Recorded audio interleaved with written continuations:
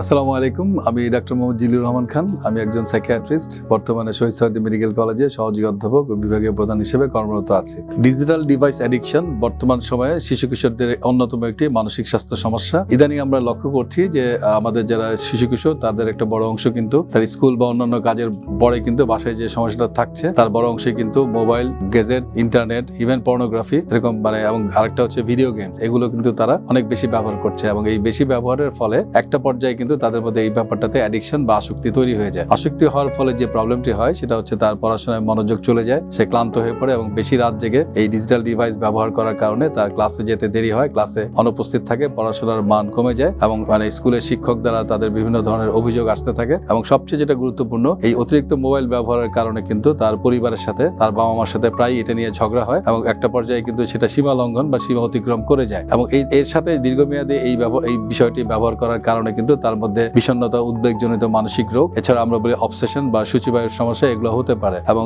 তার আলটিমেটলি কিন্তু তার শারীরিক মানসিক স্বাস্থ্য ক্ষতিগ্রস্ত হয় এবং ভেঙে পড়ে। তো এই বিষয়টি আমাদেরকে অত্যন্ত গুরুত্ব সহকারে নিতে হবে এবং কারোর মধ্যে যদি আমাদের ছেলে মেয়েদের বা শিশু কিশোরদের মধ্যে যদি এই ডিজিটাল ডিভাইস বা এরকম আসক্তি থাকে তাহলে অবশ্যই একজন তাকে সাইকিয়াট্রিস্ট বা মানসিক রোগ বিশেষজ্ঞের তত্ত্বাবধানের যোগ্য চিকিৎসার সুযোগ দেওয়া হয়, তাহলে কিন্তু চিকিৎসা নিলেই কিন্তু সে সুস্থ হয়ে আবার স্বাভাবিক জীবনে ফিরে যেতে পারবে। আলোক হেলথ কেয়ার অ্যান্ড হসপিটাল সুনামের সাথে দীর্ঘ 30 বছর ধরে এই অঞ্চলে কাজ করে যাচ্ছে। তাই পরিশেষে বলবো, আলোকের সেবা নিন, সুস্থ থাকুন, মনে রাখবেন সুস্থ জীবন সুন্দর পৃথিবী।